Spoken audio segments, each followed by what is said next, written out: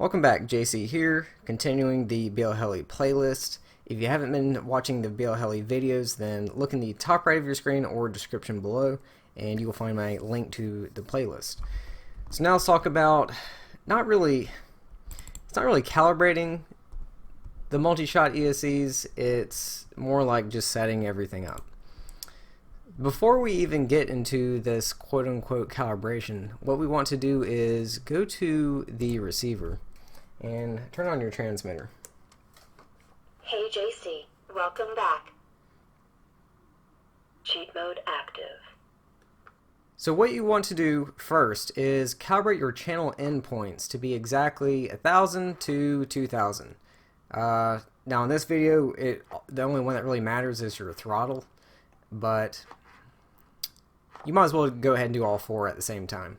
You also want to calibrate your the mid endpoint to be 1500 on all the channels. Definitely throttle, at least for this video. If you don't know how to do this, I have created a video showing you how you go about this. Just look at my beta flight playlist. I will leave a link to that playlist as well in the description below. Now, if your transmitter does not have the ability or capability to calibrate your channel endpoints, then I will cover you in just a second. So everyone else, let's go to configuration.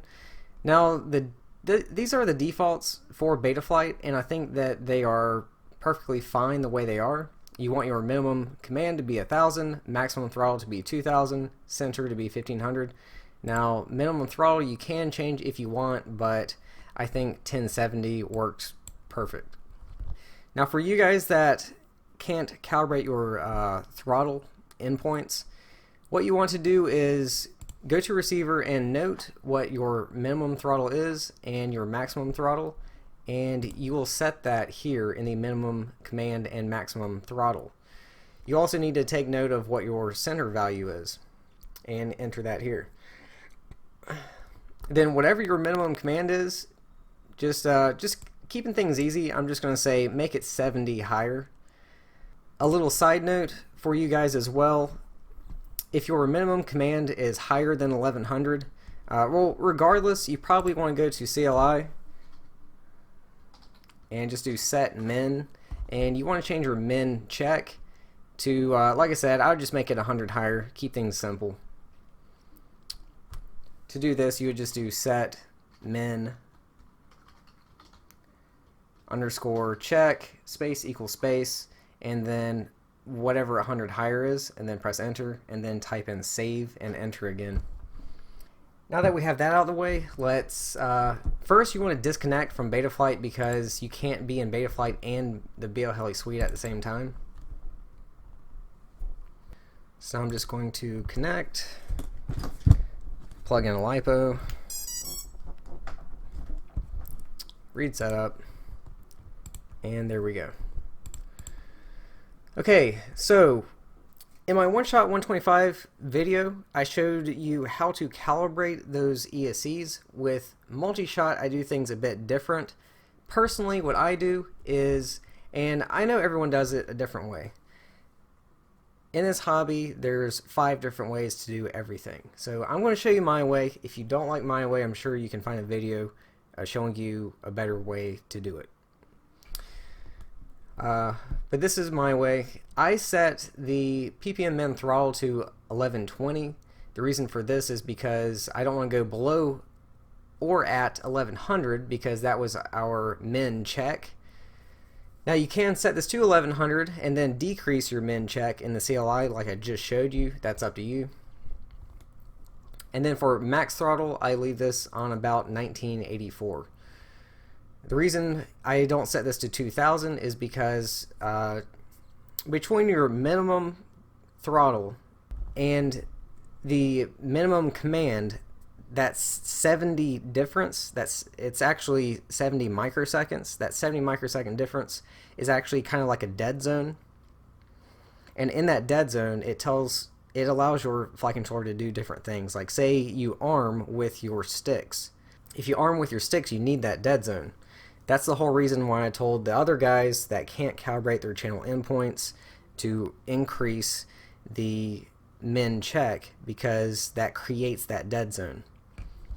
But just like the minimum check, there's also a maximum check, and there's other things and features and capabilities that your flight controller is capable of doing in between the max throttle and the actual 2000 in that max check. So there's my explanation of how I come about 1120 and 1984. After you set it to there, then you want to click Write Setup to flash that to all 4 of your ESCs, and then we will disconnect. Now I'll go back into Betaflight, go to Motors, check I understand the risk, make sure you don't have any props on, and if we increase the master slider, all my motors start spinning, which is good. Now what I'm going to do is actually use the up arrow on my keyboard, and I can press it, it goes up one at a time, and around 1120 the motor should start spinning. Okay, now we're getting something, so I'm going back down. Now I'm going to press the up arrow once, press it again. Okay, we're getting something from, well, motors 1, 2, and 3 are all spinning.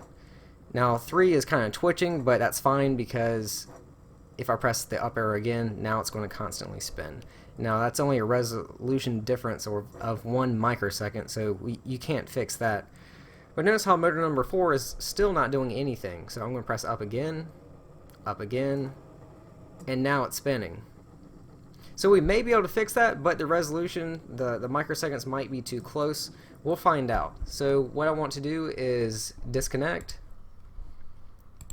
go back into the BLHeli Suite, disconnect my battery, reconnect. Now plug in the battery, read setup, click OK. Now we are going to touch these motors up by hand, and the only one I need to touch up is motor number 4, so I will right click motor number 4. That way I'm only making a change to motor number 4. And I am going to decrease the min throttle. I'm just going to click this once, but notice how it goes by 4 microseconds at a time. You can't go in between, so that's the best we can do. Maybe that will be better, maybe it won't. We'll find out. So I'm going to right setup and now disconnect. Go to the Betaflight configurator, go to motors, understand the risk, bring this up a little bit, and now go back to the up arrow on my keyboard. Alright, so I'm going to press up once, press it again. Alright, now motor 4 is the only one spinning. If I press up again, now they all start spinning. Now, before, I had to press the up arrow, it was 2 or 3 times before they were all spinning. But this time, I only pressed the up arrow once before they were all spinning. So that is the best that we can get it, and because there's only a difference of 1 microsecond, that's better than 2 or 3 microseconds. I know it doesn't really make that much of a difference, but that's the best that we can get it, and that's where I'm going to leave it. Now, as far as max throttle, I actually, once again, everyone does it different. I do mine different. I just leave it right where it is, and I don't change it. So if I reconnect,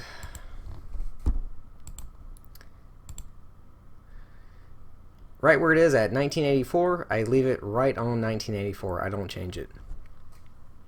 And the reason for this is because if you move your stick on your transmitter all the way up to go full throttle, it's more than likely going past 1984, and that's going to be full throttle on all the motors.